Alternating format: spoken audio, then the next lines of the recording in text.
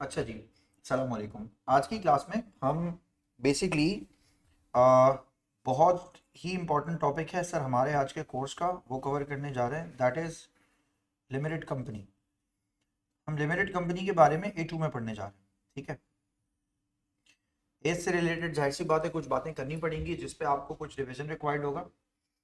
फिलहाल हम जरा थोड़ा ना introduction to like limited company according to A level content जो है ना, वो जरा थोड़ा सा देखते हैं। सबसे पहले तो सर मैं आपको एक बात बताऊं सर, लिमिटेड कंपनी एक इनकॉर्पोरेटेड बिजनेस होता है जिसको साल के आखिर में सर अपनी सारी अकाउंटिंग का जितना भी डाटा होता है उसको क्या कर देना होता है, उसको पब्लिश कर देना होता है। तो बेसिकली आपको इंटरनेशनल अकाउंटिंग के स्टैंडर्ड्स फॉलो करने होते हैं क्योंकि आप पब्लिश अकाउंटिंग की तरफ आप जा रहे हो। दो चीज़ें पब्लिश अकाउंट्स को सर रन कर रही होती हैं, गवर्न कर रही होती हैं। दो चीज़ों के बगैर आप पब्लिश अकाउंट्स नहीं क्रिएट करते। एक तो सर पूरी दुनिया का एक यूनिफाइड फॉर्मेट होना चाहिए जिसको सर हम बोलेंगे सर इंटरनेशनल अकाउंटिंग स्टैंडर्ड्स। आपके पास हैं कोर्स में, आप तकरीबन 8 से 9 स्टैंडर्ड्स पढ़ेंगे जो कि आपके कोर्स में 7 है मेरे ख्याल से, 8 नहीं है। और सर एक आपके पास दुनिया में इस चीज़ को रिपोर्ट करती है सर, उसका नाम होता है sir IFRS, international financial reporting standards. आप इन दोनों को जो फॉलो करते हैं तो इन दोनों को फॉलो करने पर सर आपकी फाइनेंशियल स्टेटमेंट्स पर सही से बनती है। व्हेन आई से पब्लिश अकाउंट्स का एक मतलब है सर, पब्लिश अकाउंट्स का मतलब है ये पब्लिक कर दिया जाता है on their websites to their shareholders, to their stakeholders. तो पहले तो मैं ये बोलूँ सर, पब्लिश किसको किया जा रहा है। मैं यहाँ लिखता हूँ सर, पब्लिश किया जा रहा है टू स्टेक होल्डर्स। अब वो स्टेक होल्डर्स में से कोई भी हो, वेबसाइट पे जाए, पिछले 2-3 सालों की फाइनेंशियल स्टेटमेंट किसी भी लिमिटेड कंपनी की जो कि पब्लिक लिमिटेड कंपनी, आराम से मिल जाएगी उसे। आप उसकी वेबसाइट में जाएं, अबाउट अस में जाएं, आप उसकी वेबसाइट में जाएं, बिजनेस में जाएं, नीचे क्लिक करेंगे आप तो उसमें आपको नजर आएगा financial year for 2021 to 22, 22 to 23 and 23 to 24, ये मिल जाएगा आपको वहाँ पे। अभी रिसेंटली 3 साल के आपको किसी भी पब्लिक लिमिटेड कंपनी के उसके अकाउंट्स जो हैं वो आपको उसकी वेबसाइट पे मिल जाएंगे। वो बनाए किसके लिए जाते हैं? स्टेक होल्डर्स के लिए। हाउ मेनी स्टेक होल्डर्स भी आप मेजरली कितने होते हैं? चलो 3। हाँ वैसे 4 सही है, एएस में तो 4 ही बताए थे मैंने, लेकिन वैसे 3। 3 कौन? डायरेक्टर, गवर्नमेंट और सबसे इंपॉर्टेंट शेयर होल्डर। और अगर वैसे बात करें तो उसके एम्प्लॉइज। ये 4 लोग तो डायरेक्टली कनेक्टेड है ना, मतलब ये तो बिजनेस के साथ है। सर गवर्नमेंट कैसे कनेक्टेड है? गवर्नमेंट ने को टैक्स मिलना है, गवर्नमेंट ने इंफ्रास्ट्रक्चर प्रोवाइड करना है। गवर्नमेंट के तो मैक्रो लेवल के ऑब्जेक्टिव्स उनकी वजह से अचीव होते हैं। अगर गवर्नमेंट की बात की जाए तो गवर्नमेंट के पास अगर रेवेन्यू आएगा तो गवर्नमेंट खुद भी चलेगी, प्लस ये कि बिजनेस चलेगा तो एम्प्लॉयमेंट भी प्रोवाइड करेगा, प्रोडक्ट भी प्रोवाइड करेगा, तो इकोनॉमिक ऑब्जेक्टिव अचीव हो रहा है उससे। फिर सर एक और बात, ये पब्लिक अकाउंट्स सर आप किस लिहाज से कह रहे हैं? मैं कह रहा हूँ पब्लिक या पब्लिश अकाउंट्स, आप सर इसके फाइनेंशियल स्टेटमेंट्स या फाइनल अकाउंट्स को पब्लिश करने को कह रहे हैं। मैं कह रहा हूँ जो साल के आखिर में इनकम स्टेटमेंट बैलेंस शीट होगी, हम उसको सर मूव कर देंगे, फाइनल अकाउंट्स को मूव कर देंगे। यानी सर मैं कह रहा हूँ फाइनल अकाउंट्स का मतलब ये है कि आप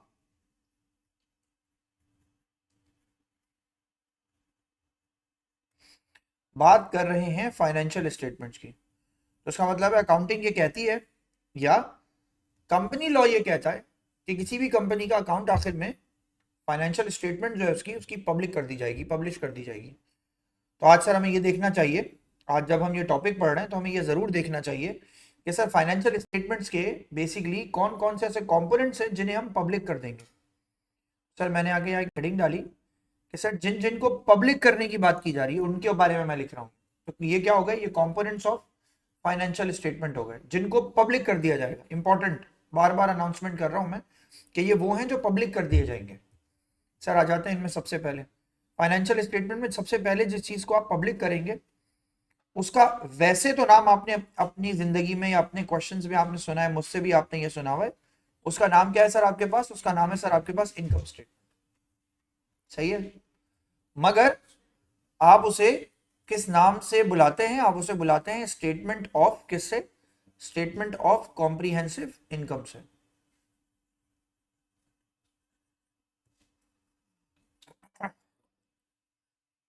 स्टेटमेंट ऑफ कॉम्प्रिहेंसिव इनकम से, ये भी इसका नाम है।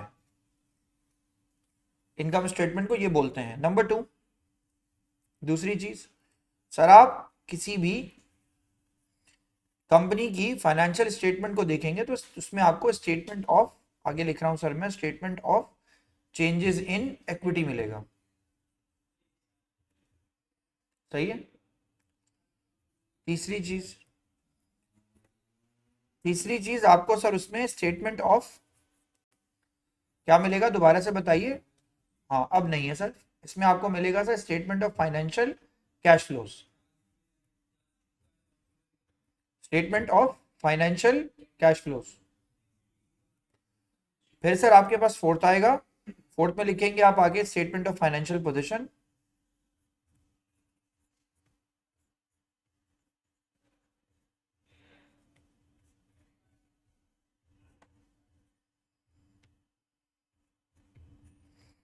Fifth, notes to the final accounts. फिर आपके पास एक चीज आएगी जिसमें आप लिखेंगे सर ये आपके लिए notes to the final accounts हो गए।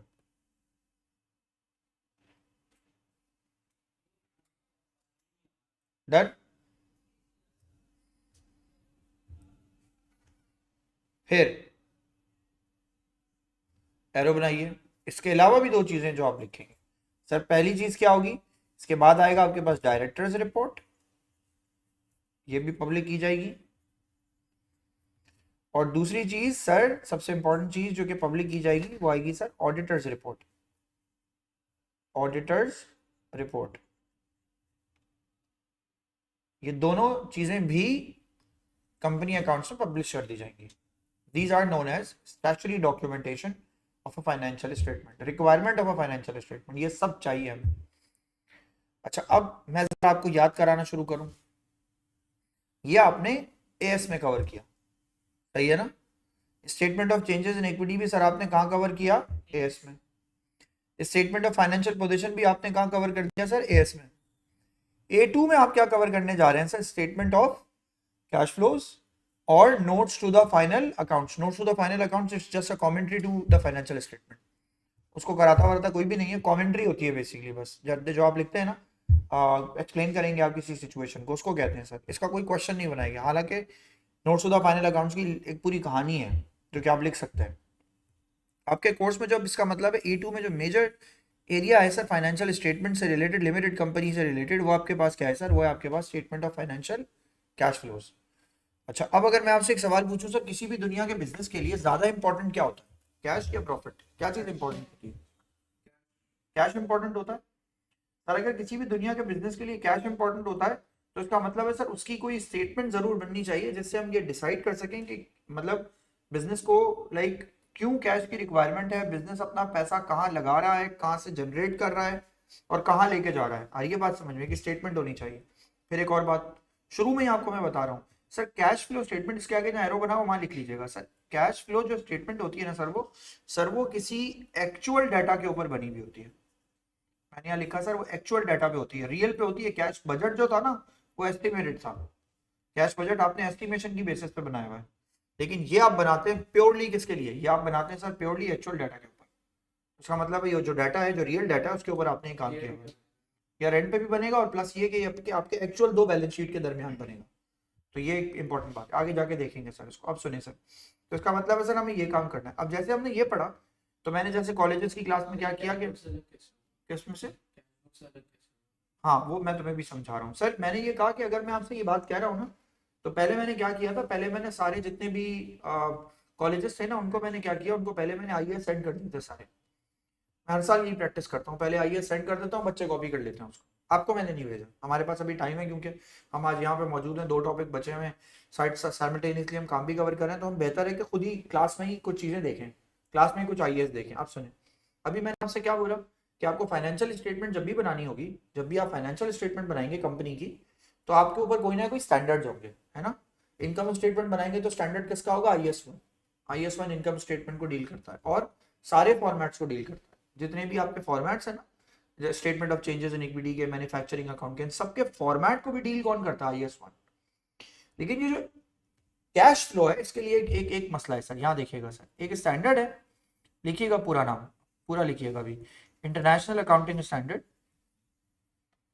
और उसका नंबर है, दुनिया में जितने भी स्टैंडर्ड्स होते हैं उनमें से एक नंबर मैं आपको यहाँ लिख रहा हूँ, इंटरनेशनल अकाउंटिंग स्टैंडर्ड। और इंटरनेशनल अकाउंटिंग स्टैंडर्ड 7 की बात हो रही है सर, IAS 7 इनकी बात कर रहा हूं सर मैं। IAS 7 सिर्फ बात करता है कैश फ्लोज की।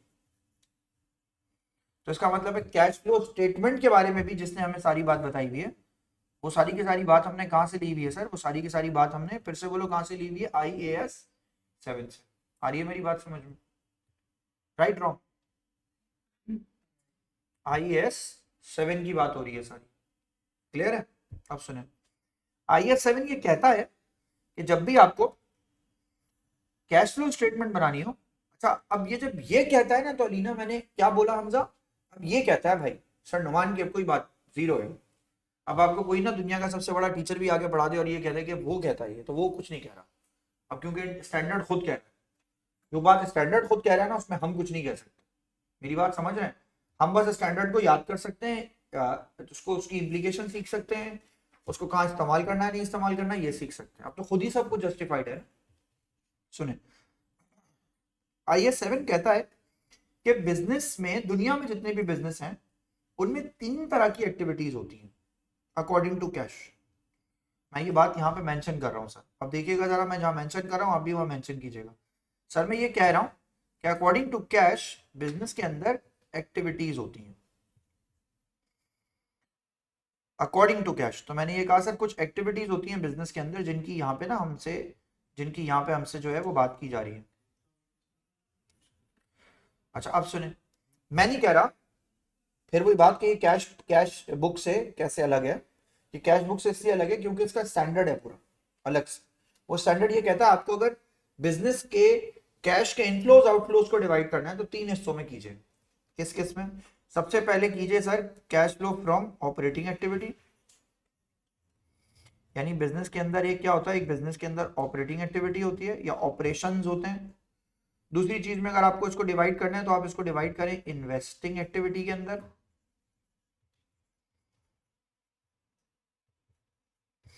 तीसरी चीज में आपको इसको डिवाइड करना है तो सर आप इसको डिवाइड करेंगे सर फाइनेंसिंग एक्टिविटी के अंदर। कोई पूछे सर ये आपके सर ने आपको डिवाइड करा, आप उसको जवाब देंगे बाकायदा, आप बोलेंगे no it has been defined by standard. ये कि स्टैंडर्ड ने डिफाइन किया। वैसे भी मैं कोशिश करता हूँ मैं खुद से कुछ ना बोलूँ, हमेशा कोशिश कर रहा हूँ जो स्टैंडर्ड की चीज़ है वही आपको बताऊँ। तो ये स्टैंडर्ड है, ये इसने आपको डिफाइन करवाया है, सही है। अब करना क्या सुने, what I am doing is, जैसे लीना के पास नीचे जो है ना रजिस्टर में इतना सा स्पेस मौजूद है, तो जितना भी स्पेस आपके पास नीचे 3-4 लाइनों का मौजूद है उसको छोड़ दें। जैसे हमजा के पास तो बहुत सारा मौजूद है, इसके पास बहुत सारा मौजूद है, तो नेक्स्ट आपके पास अगर 5-6 लाइनें भी हो ना तो छोड़ के नेक्स्ट पेज पे आ जाइए, नेक्स्ट पेज पे आ जाइए और ये लाइनें छोड़ दीजिए। मैं आपको यहाँ पे सिखाऊंगा यहाँ क्या लिखना है, थोड़ा सा स्पेस छोड़ दीजिए। आज हम कैश फ्लो स्टेटमेंट बनाएंगे नहीं, मगर कैश फ्लो स्टेटमेंट को अच्छी तरह से डिस्कस कर लेंगे। 3 लाइनें 4 लाइनें छोड़ के नेक्स्ट पेज पे आ जाइए, और अगर आपके पास हाफ पेज भी हो तब भी वहां चले जाइए नेक्स्ट पेज में। तुम्हारे पास कितना स्पेस है? हाँ सही है, तुम 5 लाइनें छोड़ के नीचे लिखना शुरू कर दो। जिसके पास 5 लाइनें छोड़ने के बाद भी हाफ स्पेस बनता है तो वो स्पेस यूज करें। सुनिए सर अब यहाँ देखें, अरीब साथ साथ है ना, काम कर रहे हैं? डन। अब सुनिए सर, काम की बात सुने सर, किसी भी बिजनेस की फाइनेंशियल स्टेटमेंट गौर से देखें। मैं करने क्या जा रहा हूँ, मैं आपको वो बात बता रहा हूँ जो यूजुअली एक अच्छे स्टूडेंट को समझ में आनी चाहिए। सर आपकी फाइनेंशियल स्टेटमेंट याद कीजिए, आपने जो 2 फाइनेंशियल स्टेटमेंट में कंपोनेंट अभी तक बनाए आज तक, statement of changes in equity को भी इंक्लूड करते हैं थोड़ी देर में। तो सर आप जवाब दीजिए सर, किसी भी दुनिया की फाइनेंशियल स्टेटमेंट के अंदर 2 हिस्से सबसे ज्यादा इंपॉर्टेंट बच्चे को मतलब याद करवाए जा रहे होते हैं। वो होता क्या है सर? वो होता है आपके लिए sir statement of financial position और इनकम स्टेटमेंट। 2 चीजें पढ़ाई जा रही होती हैं। सुनो 1 मिनट पेन ड्रॉप करके सुनो सब, और ऑनलाइन वाले भी पेन ड्रॉप करके सुनना, मैं बोलूं तो कॉपी करना। सर मैं थोड़ा सा फॉर्मेट भी आपको याद कराऊंगा आज की क्लास में। सर मैंने सबसे पहले क्या लिखा, सबसे पहले क्या लिखते हैं? रेवेन्यू। रेवेन्यू के बाद सर आप इसके अंदर क्या लिखते हैं सर? कॉग्स। याद है ना, कॉग्स डायरेक्ट पूरा, वो पूरी वर्किंग एक साइड में करते हैं आप उसकी। सर उसके बाद क्या आपके पास आता है? उसके बाद आता है आपके पास ग्रॉस प्रॉफिट। अदर इनकम बिल्कुल होगा इसमें। मैं अदर इनकम को अभी यहाँ नहीं ला रहा, मैं ला रहा हूँ सर किसको? ऑपरेटिंग एक्सपेंस को या एक्सपेंस को। इसको सर क्या ऑपरेटिंग एक्सपेंस लिखते हैं, 2 हिस्सों में डिवाइड करते हैं। पहले क्या लिखेंगे? एडमिन, फिर क्या लिखेंगे? Selling and distribution. ठीक हो गया सर। इन दोनों को आप प्लस करेंगे, प्लस करके आप सर यहाँ रखेंगे, उसमें से माइनस करेंगे तो आपके पास अब क्या आएगा? ऑपरेटिंग क्या? प्रॉफिट। सर ऑपरेटिंग प्रॉफिट मैंने यहाँ लिख दिया। सर उसके बाद मैं इसमें क्या लिखूंगा? जवाब दीजिए। वेरी गुड सर, मैं फाइनेंस कॉस्ट या आसान से लफ्ज में बोलूं इंटरेस्ट एक्सपेंस को सर मैं यहाँ लिखूंगा। इंटरेस्ट एक्सपेंस को मैं माइनस करूंगा, जो वैल्यू आएगी उसको मैं क्या बोलूंगा? Profit before tax. ठीक हो गया, तो यहाँ लिख देता हूँ, नाम नहीं लिखता इसका। सर ये भी कह सकता हूँ ऑपरेटिंग प्रॉफिट आफ्टर इंटरेस्ट, ये भी कह सकता हूँ, प्रॉफिट बिफोर टैक्स भी लिख सकता हूँ। फिर सर मैं इसमें से क्या माइनस करूंगा, फिर मैं सर इसमें से टैक्सेस माइनस करूंगा। जैसे ही टैक्सेस माइनस करूंगा तो सर जो मेरा आंसर आएगा उसका नाम मैं क्या लिखूंगा, प्रॉफिट फॉर द ईयर। तो सर मैं यहाँ मेंशन करूंगा profit for the year. Sir ये आंसर आ गया, राइट रॉन्ग, राइट ना। अब सुने सर, इनकम स्टेटमेंट को देख के बताइए, पूरी इनकम स्टेटमेंट समझ लीजिए, क्या बिजनेस ने जो खुद ऑपरेशंस किए उनका रिजल्ट यहां पर होगा। बिजनेस खुद कुछ कमाता है, जो बिजनेस कमाता है, जो ऑपरेट करता है वो। सर जवाब दीजिए, इनकम स्टेटमेंट से हम कौन सी एक्टिविटीज को आइडेंटिफाई कर सकते होंगे। सर हम अपनी ऑपरेटिंग एक्टिविटीज को ना यहाँ से देख सकते हैं, बिजनेस ने क्या कमाया, क्या ट्रेड की, क्या रेवेन्यू था। सर इसमें अदर इनकम आ जाए तो उसको हम सेपरेट करेंगे बाद में, एक्स्ट्रा वो बाद में जाके बात की जाएगी। मगर इनकम स्टेटमेंट से हम क्या निकाल सकते हैं, ऑपरेटिंग क्या एक्टिविटी। अच्छा ये हमें कौन कौन बोल भी रहा है, ये हमें बोल रहा है सर इंटरनेशनल अकाउंटिंग स्टैंडर्ड कि like from income statement you can find the activities which are related mostly into your like operations. आ गई बात समझ में। Sir statement of financial position की बात बताओ, उसमें क्या क्या होता है। सर उसमें सबसे पहले आपके पास क्या होते हैं, एसेट्स। एसेट्स को मैं ऐसे ही हेडिंग डाल के छोड़ रहा हूँ। सर उसके बाद बताएं, सर अंदर आ जाते हैं इसके सर। सबसे पहले क्या आता है सर, नॉन करंट एसेट। जवाब दीजिए, नॉन करंट एसेट के बाद क्या आता है सर, करंट एसेट। दोनों को आप ऐड करते हैं तो फिर आपके सामने बनता है सर ये। फिर आप सर करंट एसेट्स के बाद आप उसके अंदर क्या चीज इंसर्ट करते हैं सर, आप इंसर्ट करते हैं उसमें इक्विटी। सर इक्विटी को मैंने यहाँ लिख दिया, equity is statement of changes in equity, वहां से आ रही है। फिर उसके बाद आप क्या करते हैं, इक्विटी के बाद लाइबिलिटी। सर जवाब दीजिए, लाइबिलिटी के जो आपके पास जितने भी फंक्शंस होते हैं उसमें से सबसे पहले क्या आता है आपके पास, नॉन करंट लाइबिलिटी। फिर क्या आता है आपके पास, करंट लाइबिलिटी। मैंने यहाँ भी क्रॉस लगा दिया, ऐसे ही ना, बोले। Statement of changes in equity में जो कुछ हो रहा होता है वो इस इक्विटी में रिफ्लेक्ट करता है आखिर में, तो वो ऑलरेडी इसमें इंक्लूडेड है। अच्छा आप मेरी बात सुने सर, क्या आपको मेरी ये बात याद है, मैंने आपसे ए लेवल्स में कहा था, हमजा में ए लेवल्स में ये कह रहा था, रीप करंट एसेट्स और करंट लाइबिलिटी दो चीजें गिवन है, गिवन है। सर क्या इन दोनों को अगर मैं आपस में माइनस कर दूं तो क्या मैं ये कह सकता हूँ current assets minus current liability equals to क्या चीज होता है, current assets minus current liability equals to क्या बनाते हैं सर आप, वर्किंग कैपिटल। सर जवाब दीजिए, वर्किंग कैपिटल का काम क्या होता है, लॉन्ग रन में काम करना या day to day expenses. Sir तो इसका मतलब है सर वर्किंग कैपिटल से भी आप क्या चलाते हैं, ऑपरेशंस। तो करंट लाइबिलिटी में भी आप इससे क्या चलाते हैं सर, आप इससे यहाँ पे क्या चलाते हैं सर, इसके अंदर ऑपरेशंस, राइट। तीन जगह से ऑपरेशंस आ गए अब तो। इनकम स्टेटमेंट में ऑपरेशंस है, करंट एसेट्स में क्या है, ऑपरेशंस, करंट लाइबिलिटी से भी आप क्या चलाते हैं, ऑपरेशंस। क्या बचा, इन तीनों को हटा दें, क्या बचा, नॉन करंट एसेट, फिर क्या बचा, नॉन करंट लाइबिलिटी, और फिर क्या बचा, इक्विटी। तीन चीजें बच गई। सर जवाब दें, आपके पास पैसा हो तो आप कहाँ लगाएंगे, कहाँ पे, उस प्रोजेक्ट को हम क्या बिजनेस में भी किस चीज में लगाएंगे, एसेट्स में, एसेट्स में लगाएंगे ना। आपके पास पैसा हो, मैं आपके नहीं, आपके आपसे मेरा मतलब बिजनेस के पैसे की बात कर रहा हूँ। आपके पास तो 14 करोड़ हो तो आप लैंड क्रूजर खरीद लेंगे, मुझे तो ये लगता है। खवातीन के पास हो सकता है मेरे ख्याल से वो 1.5-2 लाख का तो मेकअप खरीद ले, शायद ऐसा हो सकता है, मैं मजाक कर रहा हूँ आपसे, लेकिन ये हो सकता है। नहीं होगा ना ऐसा, शूज खरीद लेंगे, कपड़े खरीद लेंगे, पर्सनल पैसे है ना, कुछ भी करेंगे। लेकिन मैं आपसे बात करूं, आपके बिजनेस के 14 करोड़ रुपए आपके पास हो, 15 करोड़ आपके पास हो, अब तो नहीं लगाएंगे ना सारे पैसे गाड़ी में, अब तो मेकअप नहीं खरीदेंगे ना, अब तो कपड़े नहीं खरीदेंगे, अब तो जूते नहीं खरीदेंगे, बल्कि आईफोन भी नहीं खरीदेंगे भाई। अगर आपके पास 2-2.5-3 करोड़ रुपए होंगे ना, आप बोलेंगे यार आईफोन रोकते हैं, पहले सोचते हैं बिजनेस को इसकी किसकी कितनी की जरूरत है। अब जवाब दे सर, मैं यहाँ हाईलाइट करूँ सर एक चीज, सर आपको जब भी पैसा आपके पास आएगा, एक्स्ट्रा आएगा, लगाने के लिए कहीं आएगा, तो आप जरूर इन्वेस्टमेंट करेंगे उसकी। और इन्वेस्टिंग एक्टिविटी सर पता है कहाँ पे होती है, इन्वेस्टिंग एक्टिविटी होती है नॉन करंट एसेट। मैंने मजीद एसेट बाय कर लिया, इसका मतलब है पैसे चले गए। मैंने पुराना आइडल एसेट बेच दिया, इसका मतलब है पैसे आ गए। आ रही है बात समझ में। तो सर आप पैसे चले गए आ गए, तो ये आपने अब बोला। बेटा फाइनेंशियल स्टेटमेंट किस चीज पे बनाई गई होती है, अक्रूवल बेसिस ऑफ अकाउंटिंग पर बनाई गई होती है ना। सर हम कैश फ्लो स्टेटमेंट में उस अक्रूवल बेसिस ऑफ अकाउंटिंग को कन्वर्ट कर देते हैं वापस किस पे, कैश बेसिस ऑफ अकाउंटिंग पे। आई बात समझ में। सर ये काम है कैश फ्लो स्टेटमेंट का, कमाल का काम है कैश फ्लो का, और मैजिक है। सर पहले तो मुझे एक बात बताइए दोबारा से, ऑपरेशंस को मैं कितने हिस्सों में ढूंढूंगा, ऑपरेशंस कितने एरियाज में होगा, 3, इनकम स्टेटमेंट, फिर करंट एसेट्स, और फिर करंट लाइबिलिटी। इन्वेस्टमेंट कहां ढूंढूंगा, करंट नॉन करंट एसेट्स में। अब जवाब दें सर, उसके बाद अब क्या बचा आपके पास, बोले बोले अब क्या बचा आपके पास, दो चीजें बच गई। एक क्या बच गया, एक बच गया आपके पास सर इक्विटी, मैंने यहाँ लिखा सर एक चीज बच गई आपके पास इक्विटी, और एक क्या बच गई आपके पास, नॉन करंट लाइबिलिटी। अब now think about it, have you heard about sources of finance. External source of finance and internal source of finance. Business को पैसा कौन प्रोवाइड करता है?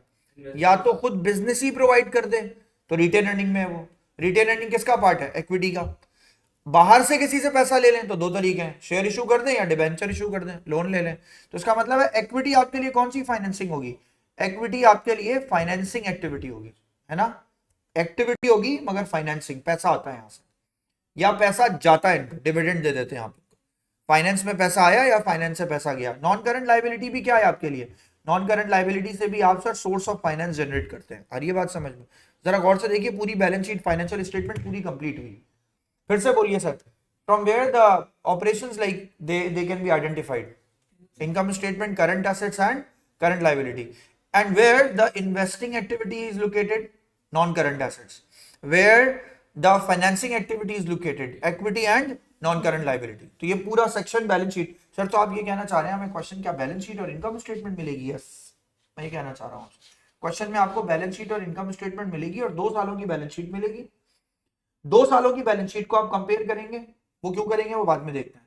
1 साल की आपको इनकम स्टेटमेंट मिलेगी, तो एक इनकम स्टेटमेंट 2 बैलेंस शीट्स होंगी, या एक इनकम स्टेटमेंट और बैलेंस शीट में इंक्रीज या डिक्रीज मिल जाएगा। उनको देख के आपने काम करना है। सर हम करने क्या जा रहे हैं? हम अपना इनकम स्टेटमेंट और बैलेंस शीट को कन्वर्ट करने जा रहे हैं कैश फ्लो पे। और ये बात समझ में, तो कैश बुक वाला मसला खत्म भाई, बच्चों वाला केस था वो, हम सब कैश बुक बच्चे बनाते हैं। और ये बात समझ में, हम क्या बनाएंगे? हम बनाएंगे कैश फ्लो स्टेटमेंट। और ये बात समझ में। अब जरा यहाँ जाते हैं, 5 लाइनें छोड़वाई मैंने आपसे। IS 7 ये कहता है, सुनिए, आप पीछे जाना फिर आगे आके कॉपी कर लेना। IS 7 ये कहता है, जो मैं बोल रहा हूं आपसे, क्या कहता है हमसा? ऑपरेटिंग एक्टिविटी को फाइंड करना है तो कहां जाके ढूंढोगे? नंबर 1, सबसे पहले सर उसे कहां से निकालोगे?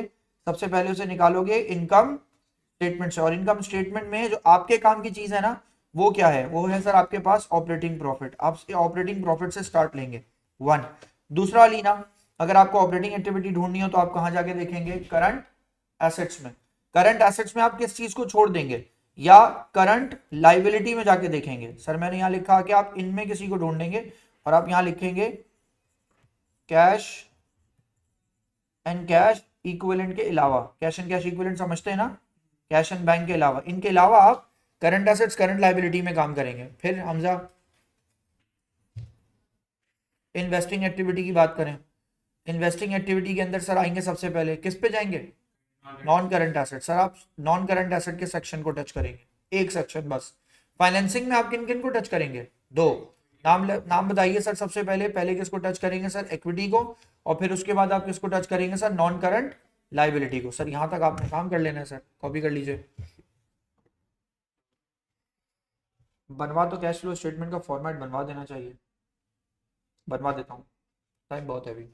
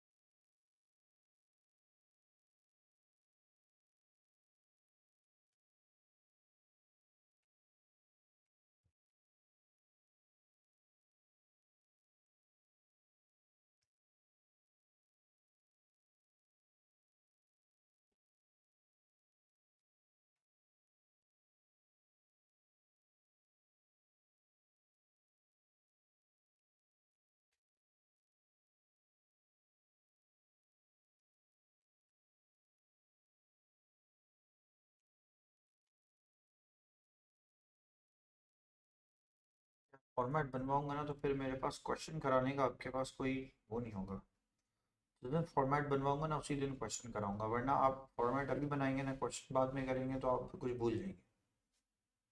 जिस दिन फॉर्मेट बनाएंगे उसी दिन क्वेश्चन स्टार्ट करेंगे, ठीक है। अगर आपने कॉपी कर लिया तो फिर दैट्स इट, बस फिर यहाँ तक छोड़ दीजिए। कॉपी नहीं किया, करें कॉपी करें, बस हम नेक्स्ट क्लास से फिर इसको स्टार्ट करेंगे, वरना अभी कोई इसका कोई काम नहीं है। नेक्स्ट क्लास से पढ़ते हैं इसको।